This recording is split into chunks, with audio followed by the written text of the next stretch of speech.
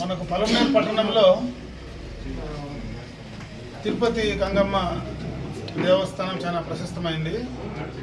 అదేవిధంగా మనకు ఈశ్వరుని గుడి రెండు కూడా ఎండోమెంట్ పరిధిలో ఉన్నటువంటి టెంపుల్స్. ఆ రెండు టెంపుల్స్కు కూడా కమిటీలు లేవని చెప్పి ప్రభుత్వానికి మనం ప్రతిపాదనలు కూడా పంపించాం. కూటమి పార్టీలకు సంబంధించి అందరూ కూడా అటు జనసేన, భారతీయ జనతా పార్టీ, తెలుగుదేశం పార్టీ మూడు పార్టీలకు సంబంధించి ఈ నియోజకవర్గంలో వచ్చేటువంటి ఏవైనా దేవాలయాలకు సంబంధించి కానీ, మార్కెట్ కమిటీలకు కానీ, నామినేటెడ్కి సంబంధించినటువంటి పదవులు ఏదైనా అంటే అదేవిధంగా మనకు సింగిల్ విండోస్ కానీ ఇటువంటివన్నీ కూడా నామినేటెడ్కి సంబంధించినవన్నీ కూడా త్వరలోనే కంప్లీట్ చేయాలనేటువంటి నిర్ణయం కూటమి ప్రభుత్వం నిర్ణయం తీసుకోవడం కూడా జరిగింది. కూటమి పార్టీకి సంబంధించినటువంటి అధ్యక్షులందరూ కూడా ఆ నిర్ణయం తీసుకోవడం జరిగింది. ఆ నిర్ణయంలో భాగంగానే త్వరితగతిని, ఎందుకంటే మనకు ఈ గంగమ్మ జాతర మనకు వచ్చే నెలలోనే గంగమ్మ జాతర మనకు స్టార్ట్ కాబోతుంది. ఇవన్నీ కూడా నోటిఫికేషన్ ఇచ్చి ఈ కార్యక్రమాలన్నీ చేసి రెగ్యులరైజ్ కావడానికి సమయం పట్టేటట్టుగా ఉంది. కాబట్టి ఇమీడియట్గానే ఒక ఉత్సవ కమిటీని ఏర్పాటు చేసి ఆ ఉత్సవ కమిటీ ద్వారా ఈ యొక్క గంగమ్మ జాతరను నిర్విఘ్నంగా దిగ్విజయంగా కూడా చేయాలనేటువంటి ఆలోచనతో ఆ నిర్ణయం కూడా మూడు పార్టీలకు సంబంధించినటువంటి నాయకులందరూ కూడా కలిసి నిర్ణయం కూడా తీసుకోవడం జరిగిందని చెప్పి తెలియజేసుకుంటున్నా. దాంట్లో భాగంగానే తెలుగుదేశం పార్టీలో అటు కోటి కానీ అదేవిధంగా శ్రీధర్ కానీ ఇద్దరు కూడా ఈసారి ఖచ్చితంగా మేము గంగమ్మకు సేవ చేయాలా, మా ద్వారా జరగాలని చెప్పి వాళ్ళిద్దరూ నిర్ణయం తీసుకోవడం జరిగింది.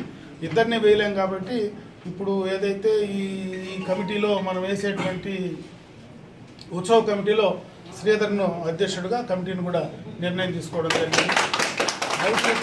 భవిష్యత్తులో తప్పనిసరిగా, ఎందుకంటే ఆది నుంచి కూడా కోటి ఎప్పటి నుంచినో తెలుగుదేశం పార్టీకి వెన్నంటి ఉండేటువంటి వ్యక్తి, తెలుగుదేశం పార్టీని నమ్ముకున్నటువంటి వ్యక్తి. ఎన్నికల్లో కూడా తక్కువ గ్యాప్తో మన కౌన్సిలర్గా కూడా మనం పోగొట్టుకోవడం కూడా జరిగింది.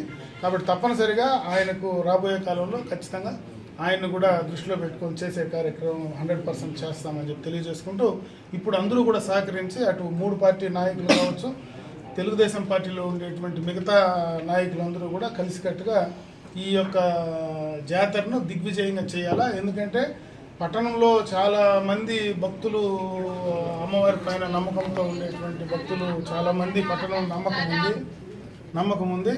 కాబట్టి దాన్ని మనం ఆ నమ్మకాన్ని పోగొట్టుకోకుండా వాళ్ళ నమ్మకాన్ని కాపాడే విధంగా నిజాయితీగా, పద్ధతిగా మనకి గతం నుంచి ఏవైతే పెద్దోళ్ళు ఇచ్చినటువంటి ఇవి ఉన్నాయో దానికి అనుగుణంగా చేయాలని చెప్పి ఆ పేరు నిలబెట్టి మంచి పేరు తీసుకురావాలని చెప్పి ఈరోజు ఏదైతే ఈ ఉత్సవ కమిటీకి సంబంధించినటువంటి అధ్యక్షులు, వాళ్ళకి సంబంధించినటువంటి సభ్యులందరినీ కూడా నేను కోరుకోవడం జరుగుతుంది.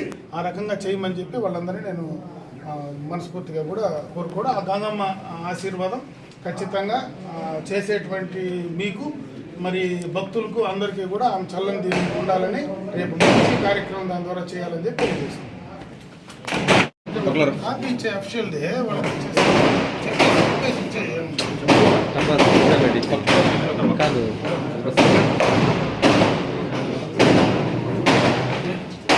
ఈరోజు మన ప్రీతి చేత పెద్దలు మన పలమనేరు శాసనసభ్యులు, మాజీ మంత్రులు అమర్నాథ్ గారిచే వాళ్ళ స్వస్థాలతో చల్లని దీవెనతో ఈరోజు ఎంతో చరిత్ర గల పలమనేరు తిరుపతి గంగమ్మ అంటే 3 రాష్ట్రాల త్రివేణి సంగమంలాగా ఇక్కడ ఈ జాతరకి పేరు ప్రఖ్యాతం దాదాపు 200 సంవత్సరాలు.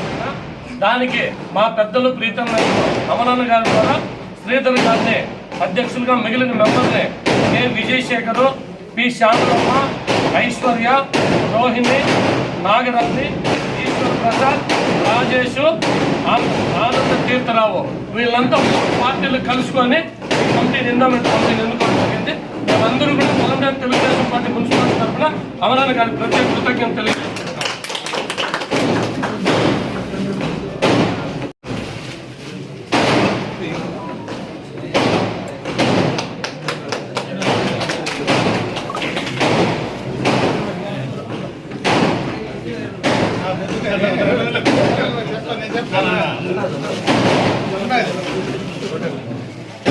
వీళ్ళిద్దరిని కలిపి ఒకటి.